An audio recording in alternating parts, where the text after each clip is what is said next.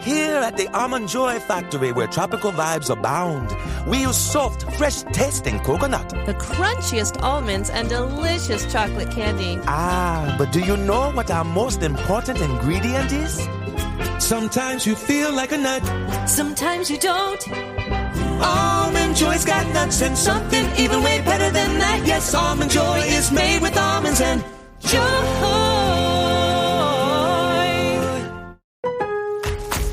Lowe's knows what makes SpringFest savings even better are member-only doorbuster deals. Right now, rewards members can save $40 on an Allen & Roth Chesler Gold faucet. Was $99, now $59. Plus, save $110 on a Cobalt 40-volt battery trimmer and blower combo kit. Was $279, now $169.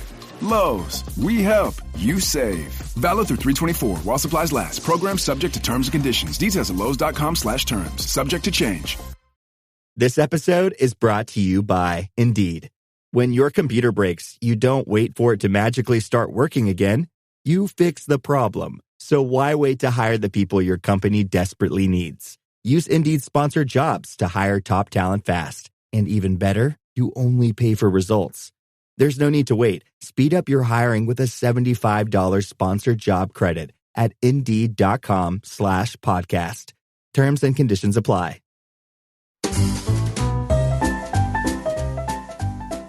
You're listening to the Animation Addicts Podcast, episode 240, review of Disney Princess, the concert.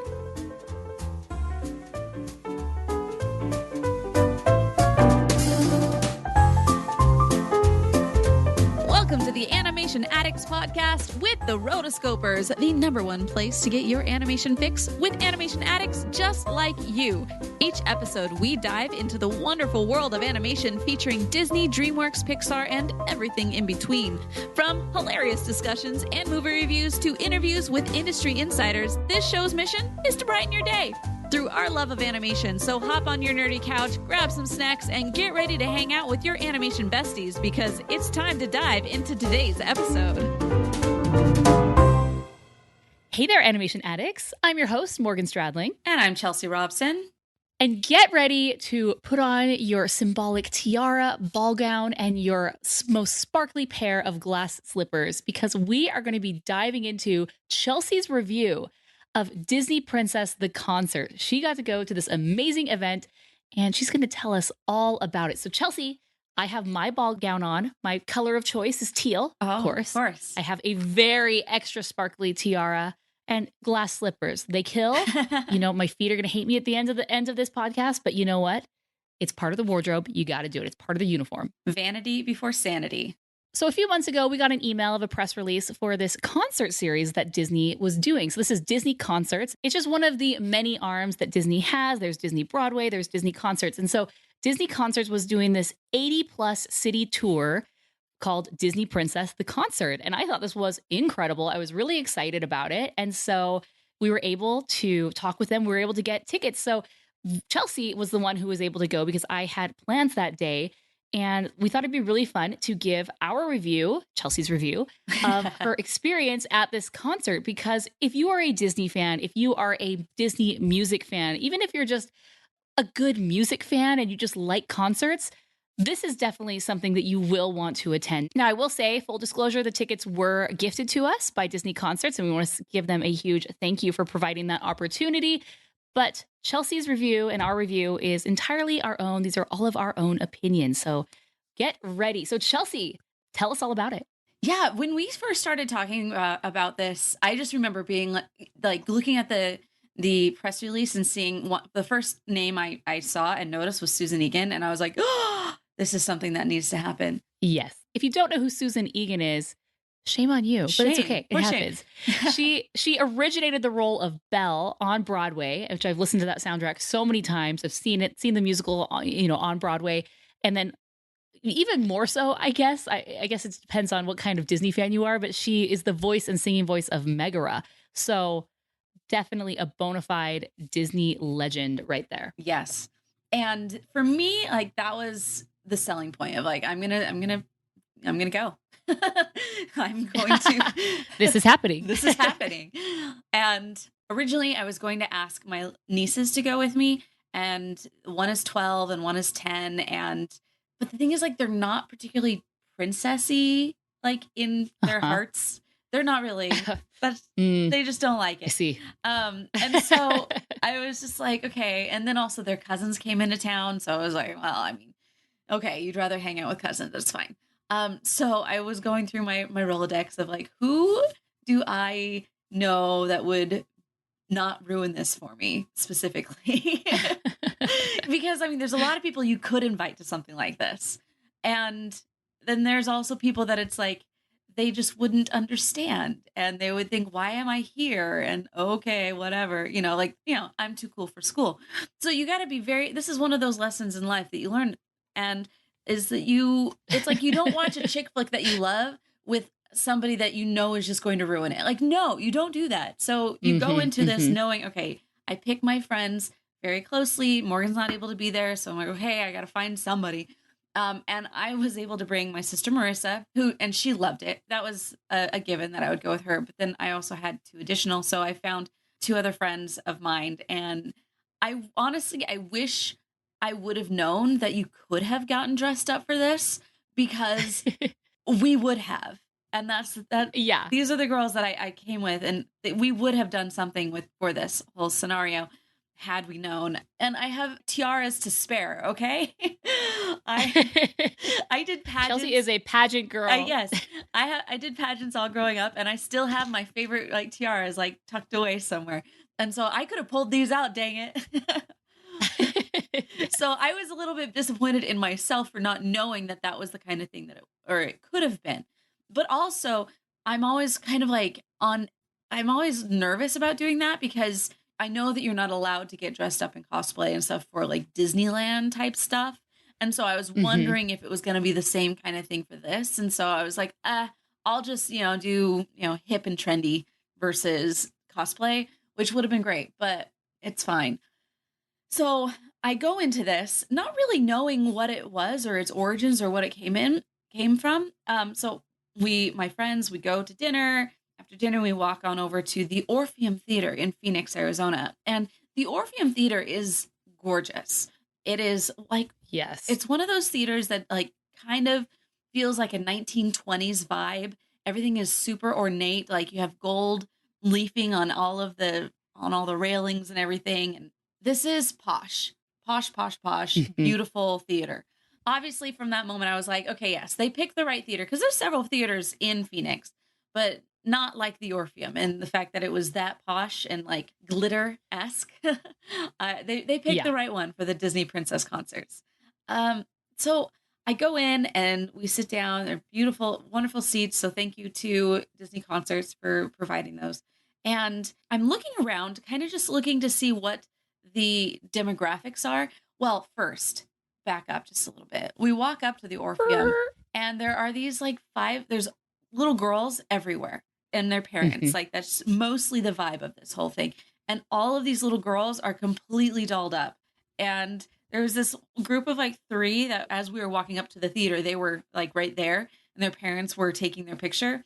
And the little girl was like, can we twirl now? So like all 3 of them just start my doing, heart. I know, all 3 of them, these little like 5-year-old girls, like just start twirling, and they're like all in their each different princess outfit. And I'm just like, oh my gosh, this is why you come to these things. It's so stinking cute. But none of the like grown-ups were dressed up. And so I feel like they're more pitching it to that crowd. Right. They have like a screen on the background that has like little questions, like trivia. And they're all like super easy trivia that like a 5-year-old can answer. So you're just like, yeah, cool. So the first person that comes out at this point is a guy named Benjamin Raulia Ben. So Ben, good old Ben comes out, and he is the quote unquote fairy god fairy. And he's the arranger who has arranged all of these in perfect 4-chord harmony. He gives his story of how he got here once upon a time. And then it has like pictures of him as a little child playing with Disney characters and whatnot. And then how he just grew up to love it and wanted, and that's how he got here. And that's kind of how each cast member introduced themselves, with the exception of the quote unquote Disney Prince, Adam J. Levy. He's been on Broadway as well. And well, okay. So how it's laid out is that each character is pretty much plug and play. You have a character that does these songs. You have a character that does these songs, and you have a character that does these songs. And then they kind of just find people in the Disney realm who have played something on Disney and could play that role. It's like, so you have one that has some connection to Jasmine. You have somebody who has some connection to Belle, someone who has some connection to, or at least could look like she could play a connection to play Rapunzel. And so you have all of these different archetypes. They have their set songs that they sing on this roster of songs, their set list. And then they have a section where they are able to tell a little bit about their Disney magical fairy story of how they got to where they are today in order to play a Disney princess. Mm-hmm. It's pretty set, like pacing wise, it's very structured, and you can tell that there's not a lot of off the cuff happening. Mm-hmm. And they have some videos going on in the background. Part when Susan Egan, she comes out and she starts singing from Hercules, and everyone's just like, oh my gosh. It was amazing. Can I just say I'm a fan of hers? Just, that's why I'm here. Yeah. She's on the roster for both the spring and the fall tours, right? Which makes sense because she's the alumni. Yeah. She'll get people like me to go to these concerts. Even though all of the singers that were a part of this were great performances, strong vocals. Obviously. They're all great. But nobody has a name like Susan Egan. So there you go. Mm-hmm. In my cast, you had Sydney Winters, Annalise Vanderpool, who played Chelsea Daniels or something on That's So Raven. I don't know a lot about it because I didn't have Disney Channel growing up, but Marissa has... Yeah, that was college for us, and so we kind of phased out of Disney Channel stuff. Like the Hannah Montana, that's like a year or two beyond when I would have had a chance. But Lizzie McGuire, yes sirree, we know about her. But Marissa has also been like digging into all of the past everything. And so she has been watching That So Raven lately. And I was like, oh, yeah, that is that girl. Then you have Ariel Jacobs. And then, of course, the amazing Susan Egan, along with arranger Benjamin Rahulia and the Disney Prince Adam J. Levy. So from what I remember, I think that there was a song that they started out that was an original song as like, we're here and the party starts. I think that's kind of... Let's get this party started, princesses and princes. Woo! I just imagine them like jumping up and down, like fist bumping in the air. Exactly. Jumping. Their little cocktail dresses are feathers are like blowing everywhere. I mean, they're just going out and they just have their cocktail dresses on and they're very cute. You know, they come out and sing. And then they do a song called Touch the Sky, which is from Brave. And then they go into Part of Your World. And then they do this like original princess medley. And so they take different songs from the pantheon of Disney princess songs, and he kind of like wraps them around each other. So one will end with a word that starts the next line of a different song, and it kind of like swirls in like that.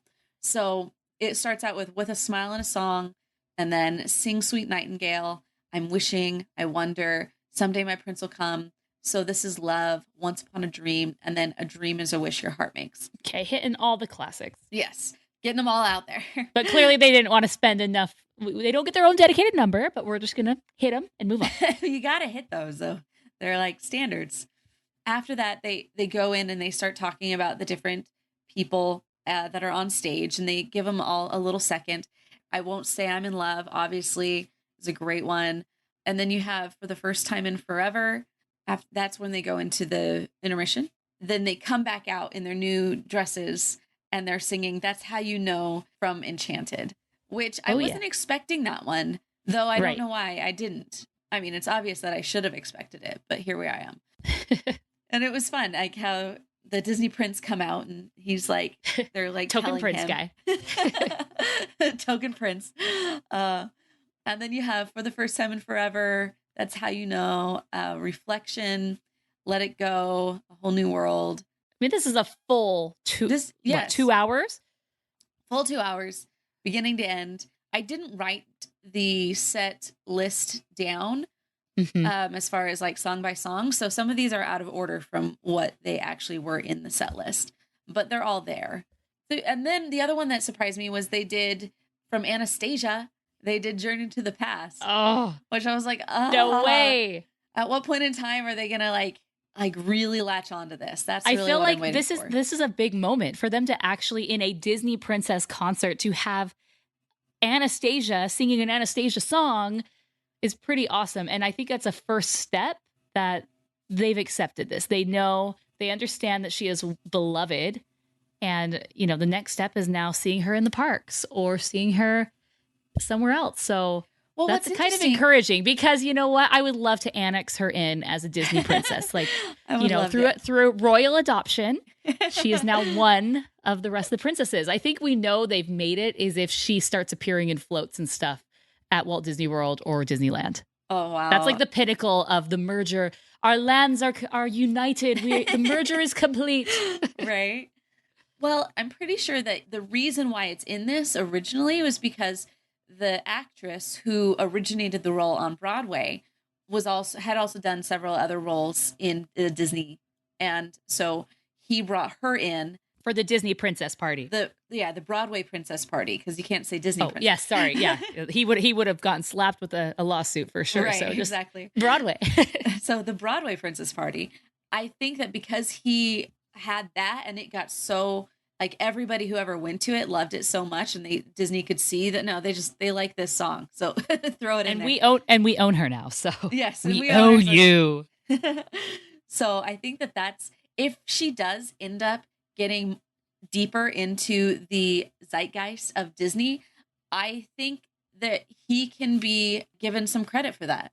Yeah, because of this whole situation, which is one of those funny little things, but. It was just as we should be given credit for the fact that she became a Disney princess. Exactly. Disney literally did buy the rights to Anastasia in a different way than we expected, but it happened. Rotoscopers called it first. We did indeed. This episode is brought to you by Audi. The road is calling. Embrace the thrill of the drive with the all-new, fully electric Audi Q6 e-tron. Featuring effortless power, serious acceleration, and advanced Audi tech. It's not just a new EV. It's a new way to experience driving. The all-new, fully electric Audi Q6 e-tron is here. The next chapter of Audi starts now. I can say to my new Samsung Galaxy S25 Ultra, hey, find a keto-friendly restaurant nearby and text it to Beth and Steve. And it does, without me lifting a finger. So I can get in more squats anywhere I can. 1, 2, 3. Will that be cash or credit? Credit. 4. Galaxy S25 Ultra, the AI companion that does the heavy lifting so you can do you. Get yours at Samsung.com. Compatible with select apps. Requires Google Gemini account. Results may vary based on input. Check responses for accuracy. Building a portfolio with Fidelity Basket Portfolios is kind of like making a sandwich. It's as simple as picking your stocks and ETFs, sort of like your meats and other topics, and managing it as one big, juicy investment. Now that's pretty good. Learn more at fidelity.com/baskets. Investing involves risk, including risk of loss. Fidelity Brokerage Services, LLC. Member NYSE SIPC.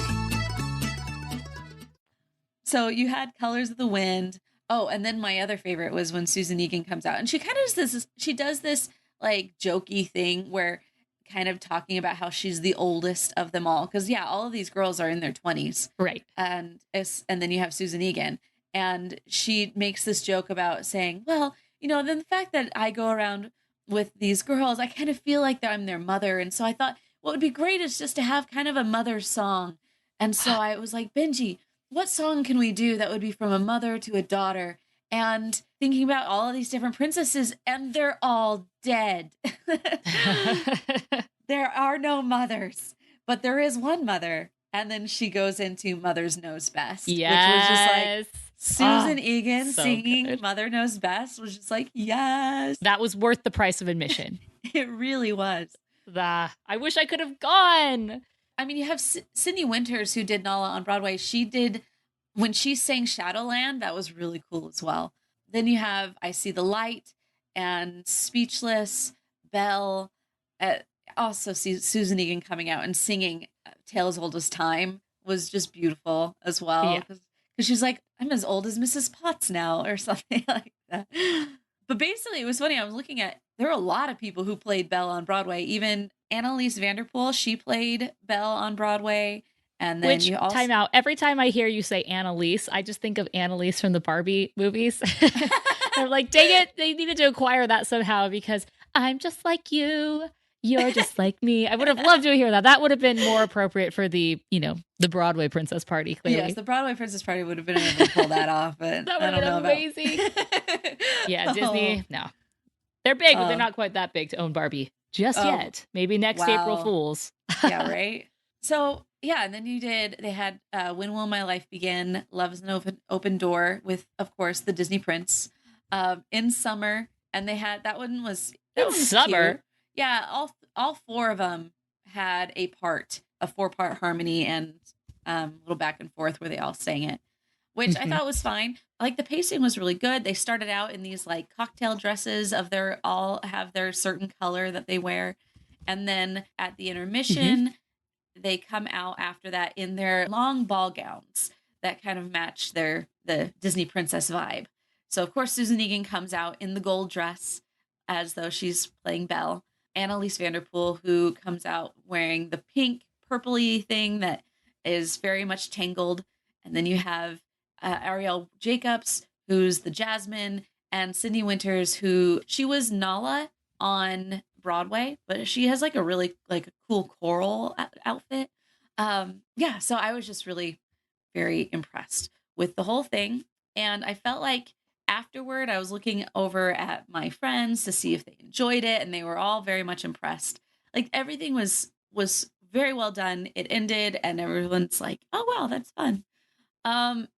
So that was like my initial like review of the whole thing, and then I go to write my review on the website, which you can go to rotoscopers.com/240 and get the link to that.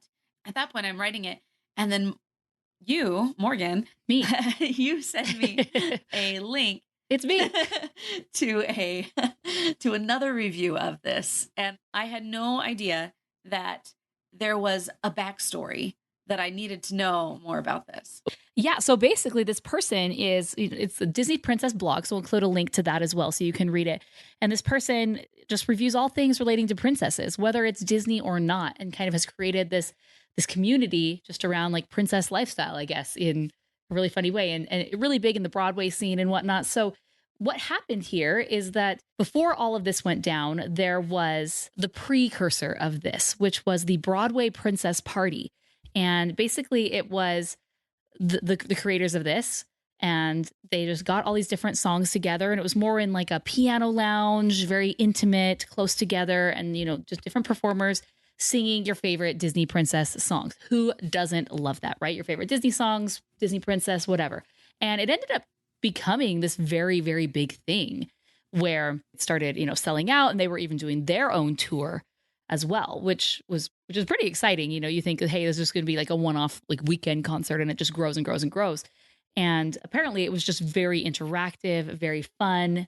Because of the intimate atmosphere, you were able to really get to know the performer and joke around, and everyone seemed to have loved this. Now, Disney gets their fingers involved, and they have to get into that honeypot. And so they basically bought out this show. So they buy out the show, they retool it, they corporatize it, because that's what they do best.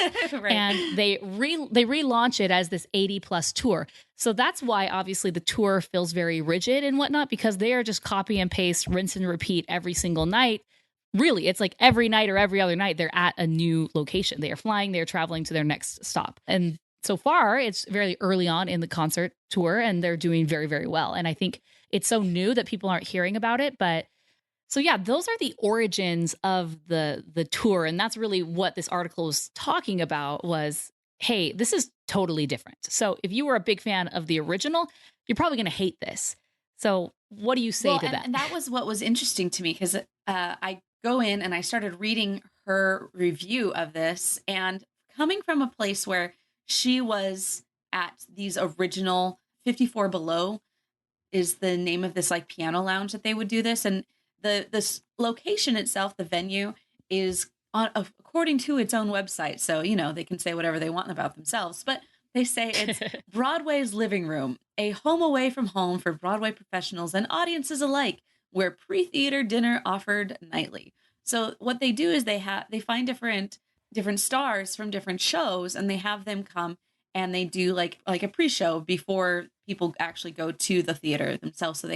So it's like, I'm sure, very expensive to get in. And from what I've seen, you can go to Benjamin's YouTube channel and you can see, dating back from 2015, when he started doing these princess, or what it was called, the Broadway Princess Party, where he would contract and bring in different princesses and have them tell their story and kind of sing a couple songs. And then they would also sometimes have guest appearances by the prince, oh yeah, there's always a surprise, and you never knew what to expect. Surprise of somebody coming in. And so sometimes if it was the actress who was playing Jasmine, then it would have been the original Aladdin that came in and would sing. And so this room is full, and you have most of the people who are here are obviously, they're going to the theater and they're buying the extra tickets. So these are super fans, people I love. Right. They are our people. So you have all of these stories, and I was looking at different reviews of that whole situation. And as I'm watching, I'm like, oh yeah, that's amazing. That's my kind of place, because it's all like, one is all people our age, and everybody is equally into, and unabashedly so, into this scenario. And once they did start doing it a couple times, and then they decided to actually put on their own theater and show and take it around to different places. Now, because of this, it was still a tighter knit audience. And once again, to the cosplay crowd, that's when they kind of jumped in. And so you have pictures on their website. And when they did the original trailer for one of those shows before Disney bought it out, it was very much cosplay. Everybody came in dressed like their favorite princess. And you had just a vibe of like millennial super fans. Yeah. Like myself. I put myself into those categories. We grew up with the VHS tapes, cassettes, and CDs. We sang these songs. We watched these movies. They are part of our DNA. Right. And we know who these people are. And we're adults now. Like, all of us are adults, but we haven't left that behind. Not in a weird Neverland sort of way where we're never going to grow up, but we appreciate the greatness that was Howard Ashman, Alan Menken, and all of the other Disney songs, right? And the fact that we know who Susan Egan is, you Yes, exactly. That's a point. Is the people attending this are the type of fans who don't just say like, yeah, I went and saw Lion King on Broadway, or I saw Beauty and the Beast. No, you know who originated the roles, who followed up after them, who are the best bells that have ever been on Broadway, or you know the people behind the people, or the people behind the songs. Yeah. And so I can just tell that crowd, like before Disney bought it, was much more of the super fan type. And like for me, because I am also a super fan, I would have rather have gone to that show, but also knowing by essence of being a super fan, you're not going to get that many people. And so I understand why they kind of corporatize it in a way in order to bring in the 5-year-olds, and make it a little bit more just like, make it a fun night out with your parents. I think that's pretty cool. That they were able to shift the audience because they knew, okay, there's only so many of these hardcore super fans. Actually, there are a ton. Right? Like I've gone to the Zelda concert, where a live orchestra will play all the music from the Zelda series, and they have big projection, and it's a packed house. So there are people in each one of these cities who will be attending this. However, I'm pretty sure if they just strictly marketed it to the millennials, super fans, they wouldn't have a problem. But while we're at it, why don't we just try to expand that even more and include the kids? Right. I guess that's my kind of review of what it is, and also my wish of what I also got to add. I don't know how to. There was a moment when I walked out because I was thinking, like, why didn't they sing? Like, you and I had just talked about how We Don't Talk About Bruno is now top of the charts. And it kind of felt like that was a missed opportunity, that they should have like brought that in there, because everybody's so like talking about Bruno. Everybody gets in there, and they could have made a really cool thing about it. But that's the moment where I was like, okay, instead of in summer, they should be doing We Don't Talk About Bruno. Yeah, for sure. Just capitalize on the trend. Yeah. Yeah. You know, people are going to be recording it and sharing it on TikTok or sharing it on, Instagram or all over social media. Yeah. Strike while the iron's hot. Throw that in there. But it's not like 100% princessy. No, but that doesn't matter. Neither is In Summer. Like, In Summer happens to be in a princess film, but it's not, like, it doesn't matter. Like, this is what's popular right now. This is in the zeitgeist. And that was kind of one of my issues, is I felt like I could see how in the Disney Princess review on the Disney Princess blog, I can see how she would be upset that it felt way more commercialized and corporatized. Because if this were like a normal band going around and playing their songs, they would find big songs and do covers of them. And so it doesn't really matter, as long as you know the audience that would enjoy it, like doing a cover of a random song that you know that your audience has connections to, is like completely allowed and loved. And so I feel like that's kind of the difference, is because it is so like, nope, we got to be able to get, in case somebody has to bow out, we have to make sure everything is like plug and play. But that's the thing. Growing up, we always had parts of our show that was plug and play, but it never felt like it, because we were able to play it off as this is new, so it's like you can do that without it feeling like we've scripted this, that's the part where I was like annoyed. But, all together, it was great. Nobody else besides me probably would notice these things or even care. But yeah, that's kind of where I was like, this author of the Disney Princess blog, I see you. And then also, because of that, I kind of felt like there didn't feel like enough interaction with the audience.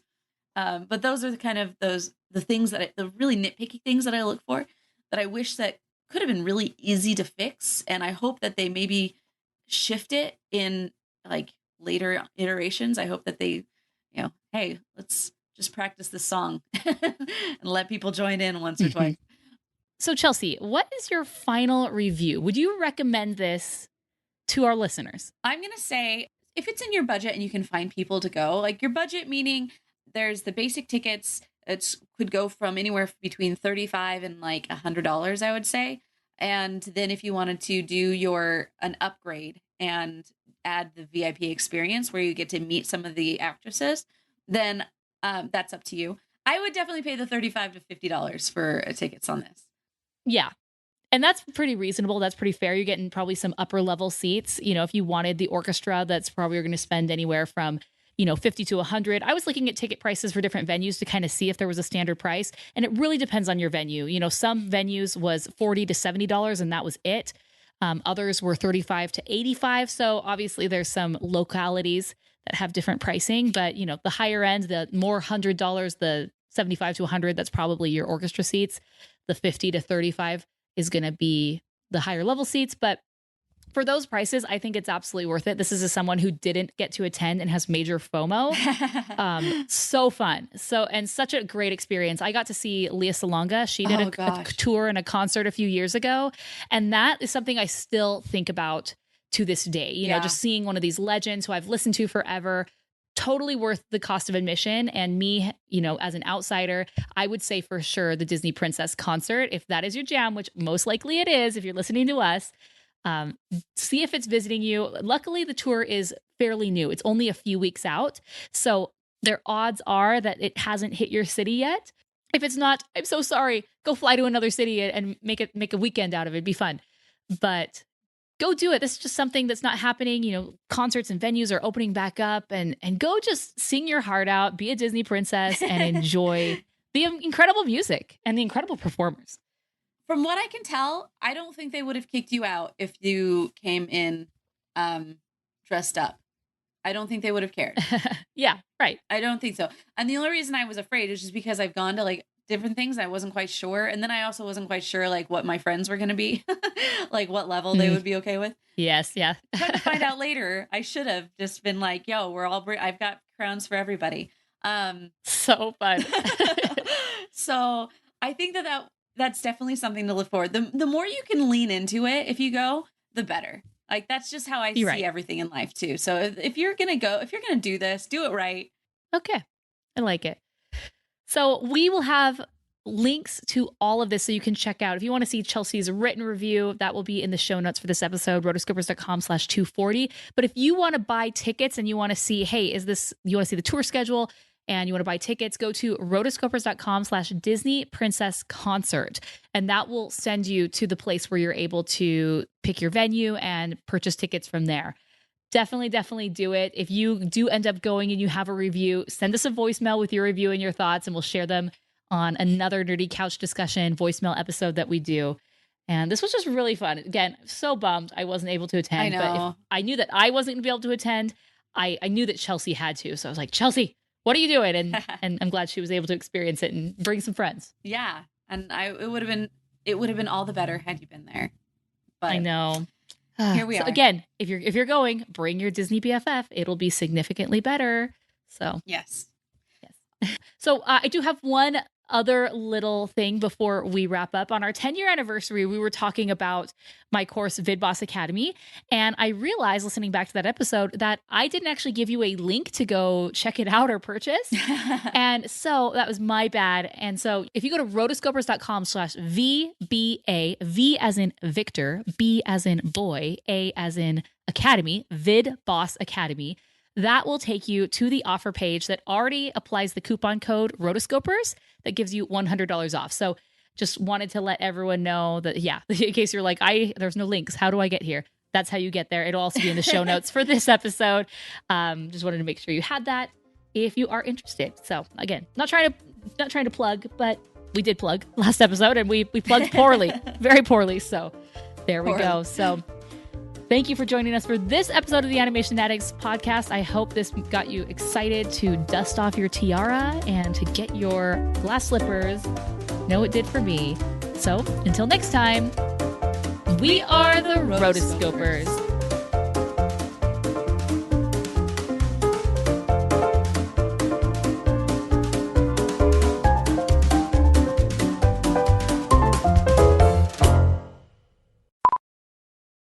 Hello. I'm recording. I am also recording. How is this looking? Hello. Hi. We are recording together in harmony. Yes. Fabulous.